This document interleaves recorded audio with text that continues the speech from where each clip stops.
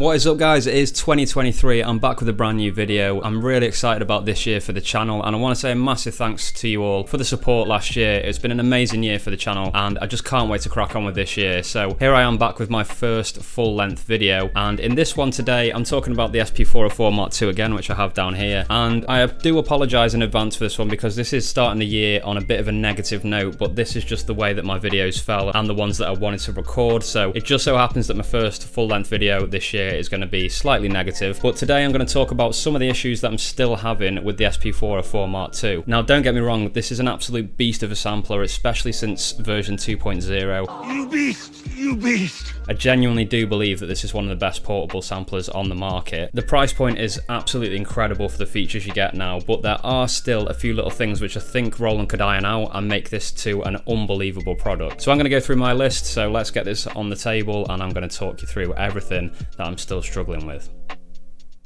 Okay guys, so here we are back down with the SP404-MK2, and I have to say before I start this video, I'm having an absolute nightmare with positioning and tripods and lighting at the moment, and I think I actually really regret scrapping my big desk because I used to have the overhead view on the SP and it was perfect, but me being me decided to mess around with everything, and now this is the best sort of situation that can come up with. It looks okay to you guys, but believe me, I'm sat in the most awkward position filming this, so I need to sort out my tripod game and get things working again.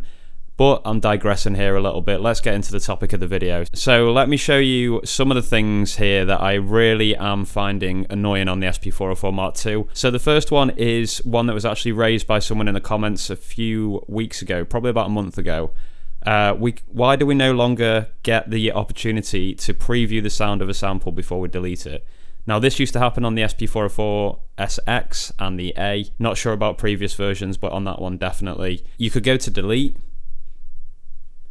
and when you press the pad, that would sound, and then you could know for sure 100% that you're deleting the right sounds. So if I go delete, and then I go to delete pad 5, I'm just not getting a sound, so I have no idea what is on that pad. I have to come out of it, press 5, and say, yeah, okay, that's the right one, and then go delete 5, delete, and then even then I'm not completely sure it's still the right one because I can't hear it. So I think they really need to bring that back, the preview when you delete a sample, just to make sure you are deleting the right one. Okay, the second one, and this is one of the biggest annoyances about this device for me. I absolutely hate this. So say you go to chop a sample, and I'll use this example again here, number 5. So if I go into the start end of the sample, let's say I'm going to adjust it, and I start playing around with the endpoint. Now, when you don't hit the pad, this doesn't happen. So I haven't hit the pad yet, and I can freely adjust the endpoint, but as soon as I press this pad now and start adjusting the endpoint, listen to what happens when I do this.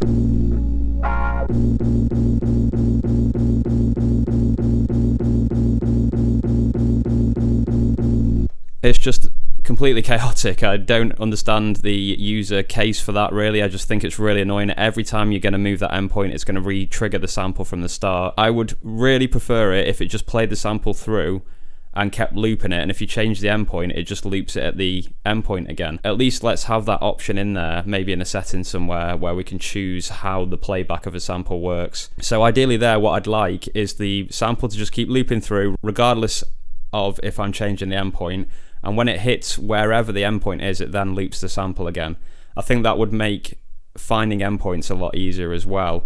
And yeah, I just can't stand it when it just keeps re-triggering the sample all the time. I really hope there's something they can do about that to change it, or maybe there's a better solution than the one I've suggested, but hopefully there can be something done about that because I find that super annoying, especially when you're chopping samples a lot.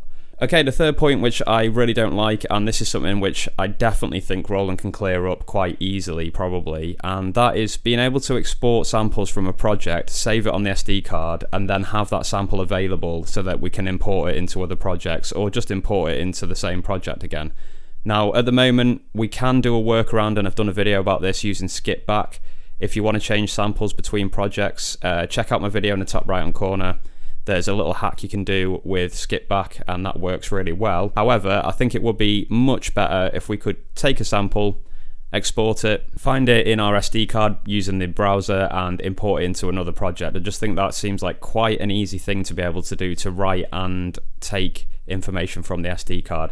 So hopefully that's quite an easy update. You know, I'm saying this quite ignorantly. I have done some development work in the past, but that to me just seems like something that's relatively straightforward to achieve and should be able to be done with a software update. So let's keep our fingers crossed for that one. I find it super annoying that you can't do that. Like I say, there is that skip back workaround, but I think that does need to be included. Okay, my next point is about the USB, and one thing that I'd like to see changed about this is the ability to be able to boost the signal volume of the USB out. Now, for some reason in the options you can't do this. And basically the problem that I have most of the time is with this adapter here. This isn't an official Apple one, so this could be the reason for this. But if I use this and USB out to my phone, which I'm actually using here now, let's just pretend this is plugged in, and I can kind of make it look like it is plugged in. So the cable's coming out of here, into here, and then into this phone. The signal is so quiet, and the problem that I have is that if I boost the signal, it's going to blow my ears out if I'm monitoring with the headphones out. So one thing that you can do is you can reduce the headphone volume. So if you go to Utilities, System, you can see here I'm in the Gain tab, and you can reduce the phone's out volume to minus 18 dB maximum. But it would just be a lot easier if we could do USB out louder. For some reason, you can only go down to minus numbers on this one, so you can only reduce the sound of it. And I would like to be able to boost that volume and have the headphones the same. So hopefully that's something they can update as well. There may be a reason you can't boost USB out, I don't know, but hopefully that is something that can be updated. I would like to be able to do that so I can get a better signal to my phone, and also I've noticed it to my laptop as well. I don't really get a very good signal via the USB cable, so if we could boost that in the future, that would be really useful. Okay, this is a big one, and I can't believe this MFX hasn't been brought in on this device. And to be honest, I'm hopeful in the near future that this can be introduced. We've already seen some new effects added to this device. There was the SX effects that were added and some cloud reverb, I think it was, if you go to page 3. So there are some new effects that have been added, so obviously Roland are able to do this. But why do we still not have a sidechain compression on this device? I think really from release, everyone was kind of expecting that there would be some option to do sidechain compression. I think that was one of the most sought after things that we wanted to be able to do with this device, and I know that Roland have done a really good job of this, especially since the 2.0 update, but I think that's one of the few last things now that really need introducing onto this device. If we could sidechain compression against a mute group, that would be absolutely amazing. I think it should be possible with an MFX. Hopefully you'll just be able to put the MFX on, and then you'd have to choose the mute group that you want to sidechain compress against, and you'd have to choose the sample that you want to use. So if it was a kick, you choose 13, and then you choose the mute group that you wanted that to sidechain compress against. I hope I'm getting the terminology right there. It can be a bit confusing with effects and stuff like that.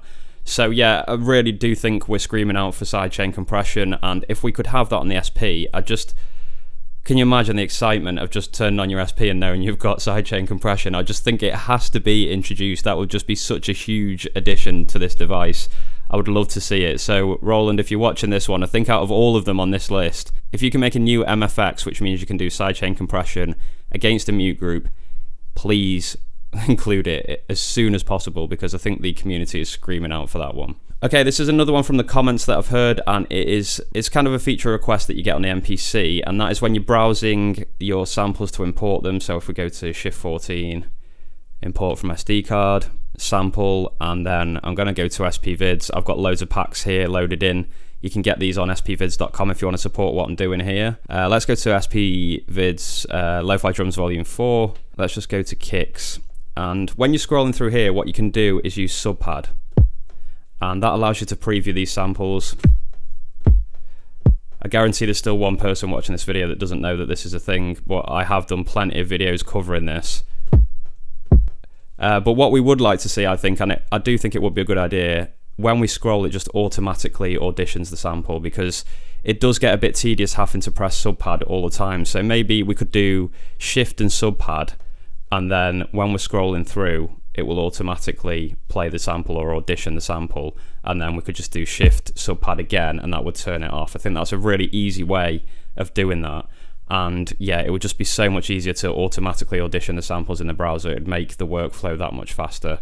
It just does get tedious smashing subpad all the time. But if you didn't know, that option is there and it is useful. You can preview a sample using subpad. Okay, this is a trick which I think Roland missed again with this device, and that is going back to the SP303, and it's the ability to record in different sample rates. Now, I would love to see this introduced, and I don't know if this is going to be possible with an MFX or not, but my way of thinking about this is if you have an MFX available in the list and you apply it when you're recording in a sample, and on that MFX you can just choose a sample rate. Hopefully that's a way that that can work. I mean, again, I don't know all about the circuitry and everything about how this device actually functions, but that seems to make sense. That seems to be the cleanest way to introduce it, because obviously we don't have a button specifically for it. Maybe there's a button combination we could do while we're recording. So let's say you go to record and you hold copy and then record, and then that means that we can use a different sample rate. That would be really good.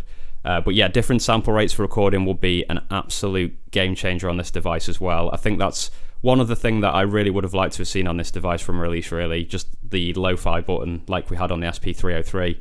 Absolutely love that effect on the 303. Now, we have got the lo-fi MFX and all that, but you just can't quite emulate actually recording at a different sample rate. So I would love to see that introduced. Hopefully it's something that can be, but we'll just have to keep our fingers crossed on that one. Okay, this is my last one, and this really is quite sort of hypothetical. I don't know if this can actually be achieved, and there are solutions to work around this, but it's the ability to export a project as a WAV file to the SD card. Now, I know you can arrange all your patterns and you can resample patterns down to a pad now, which is really nice, and then you can just take that WAV file. So there is a workaround. It's just a little bit more time consuming because you'd have to select all the order of the patterns that you want, then you have to set up a resample, you record it, you put it on the pad, you export it. It gets a bit convoluted. It'd be really good if you could just go to some sort of mode where it says like song, like on the MPC, so you could have it on the screen maybe where you choose which patterns and which order they're in, and then you just literally hit a button and press export to SD card, and that bounces it down to a WAV. I think that would be absolutely amazing, and hopefully, like I've been saying through this video, it's something that Roland can do. That would be amazing if that could be introduced in a software update, but I just think that would be such a good feature to have, the ability to just put all your patterns in and either say play or just say export to a SD card. And then imagine if we had that in combination with that other new feature that I was talking about, if you could export your SD card and import it back in, and then you could layer some more MFX, etc. So that would be a really, really nice combination of new features. So yeah, this could be a bit pie in the sky, this one, but I think it would be amazing if we were able to just export songs to the SD card and have them as a WAV file that you can just put straight on your computer and share on the internet or share with other people, or bring it back into the device from the SD card and be able to add more MFX.